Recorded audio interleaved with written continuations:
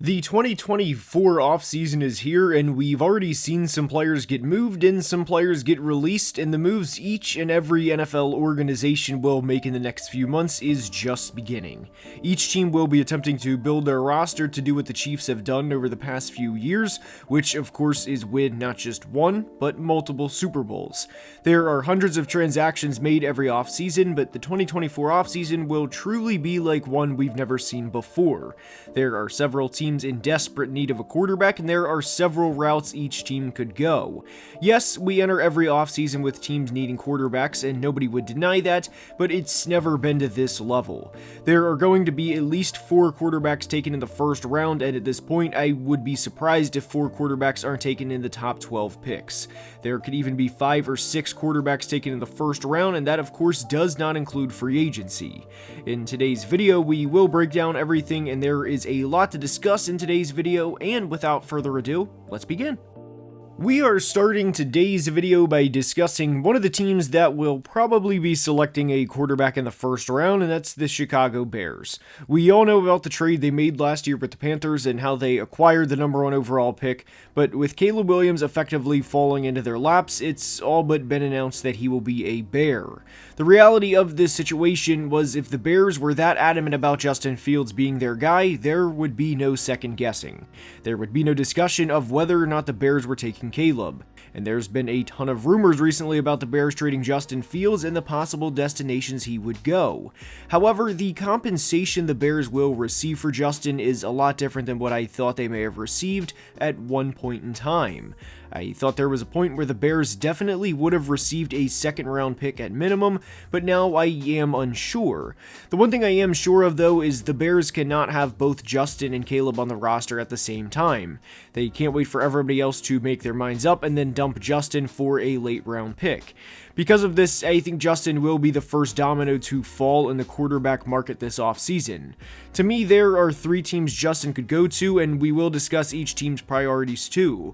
Atlanta makes a lot of sense because they need a quarterback and have a good plan in place, whether that guy is Justin or another player we will discuss later. Las Vegas also makes a lot of sense because they are currently selecting number 13 overall, and I would be very, very surprised if they are okay with having Aiden O'Connell be the number 1 guy entering the 2024 season. I guess there is a chance of that, but I would be very underwhelmed for both the Raiders and fans if that's the route they choose. Justin also makes a lot of sense for the Raiders because moving up from pick 13 to go get your guy of the future is a lot more difficult than you initially may think. It'll cost a pretty penny to go from 13 to 3 to get Jaden Daniels, or even pick 4 if the Cardinals were open to trading, and that would probably require at least a 2025 1, and that would be the start of the negotiation. Las Vegas, like Atlanta, is in a very interesting situation this offseason. And of course, there's Pittsburgh, who has the 20th overall pick after making the playoffs and continuing their streak of not having a losing season in the Mike Tomlin era. But they're in a tough situation because they have a pretty good roster outside of a position or two, and unfortunately that includes quarterback. We are 2 years into the Kenny Pickett era, and I've expressed my frustrations with his performance before, and it stands. They not only have a decision to make around Kenny Pickett, but Mason Rudolph had a good end to the year, and there's a lot of Steelers fans that want to roll with Mason heading into 2024. This is a tough situation all around, and to be honest, I think the Steelers are the least likely to trade for Justin Fields because they already have uncertainty at the quarterback position.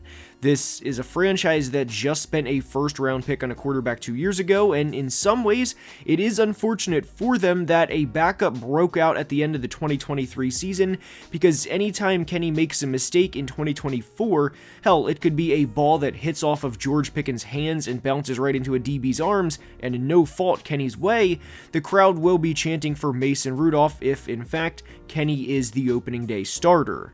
But Justin Fields isn't the only veteran quarterback that could be on the move this offseason. Kirk Cousins will also be in high demand, and the reality of Kirk's situation to me is simple. He is an unrestricted free agent and will be 36 years old at the start of the 2024 season and only has 1 career playoff win.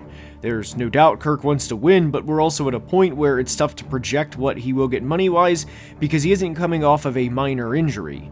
He is coming off of a torn Achilles and has taken thousands of snaps in the NFL.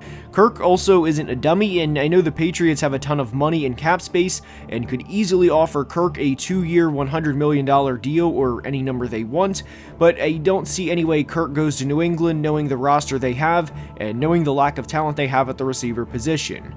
Yes, you can counter and say, well, they have the number 3 pick and they can take Marvin Harrison Jr., but what I think would also work against New England relative to Kirk's free agent process is him only having one career playoff win and going to the vaunted AFC.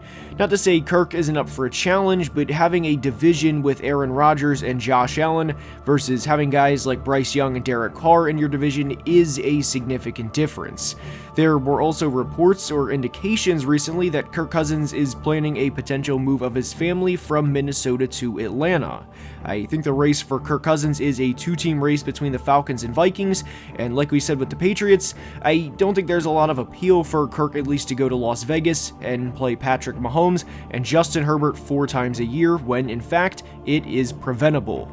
Not to mention Atlanta has a very good ground game, 2 good receiving options in London and Pitts, and their OC Zach Robinson also hails from the Sean McVay tree like Kirk's head coach of the past 2 years, Kevin O'Connell did as well.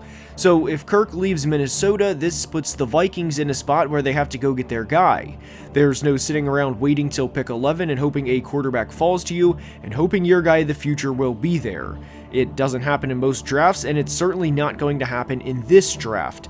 So if the Vikings do not sign Kirk Cousins to a new deal, then they are going to be in a tough situation because not only will they have to trade up, but everyone in the world knows they will have to trade up. There have been rumblings about the Vikings potentially going after Baker Mayfield, but I don't think that makes a lot of sense for them because I don't think Baker is a quarterback of the future for Minnesota the way other guys in this draft class could be. I also think Baker will stay in Tampa after the year he had in 2023, and given the Bucs recently signed Mike Evans to a new year too. Tampa technically has a case to be in today's video, but I think their quarterback search for the 2024 season at least, or at least should be, is already complete. Minnesota attempted to trade up last year with Arizona to go get Anthony Richardson, but Arizona did not want to go back that far, and now we know why. They made the trade down with Houston at pick 12, then jumped back up to pick 6 to go get Paris Johnson Jr., a move they would not have been able to make had they traded with Minnesota, who had picked 23 in 2023. I am under the belief the Commanders will take Drake May number 2 overall, and I know there's been discussions or chatter recently about there being a conversation about the number 2 pick being more open than you think, but for the sake of today's video, I think Washington will stay put and draft Drake. I love him as a prospect, and I don't think there's much to overthink here. He is phenomenal, and for that reason, we are going to move on to number 3 overall, which is where the Patriots are, and break this selection down because this is a pretty open pick. The easy thought process is to say New England is in the top 3 of the NFL draft for not only my life, but for a lot of the viewers' lives too, and say Jaden Daniels is a good dual threat quarterback and that he would be the pick. There is also another part of the New England pick breakdown that makes me a little leery of them choosing Jaden Daniels, and it's the lack of weapons New England has.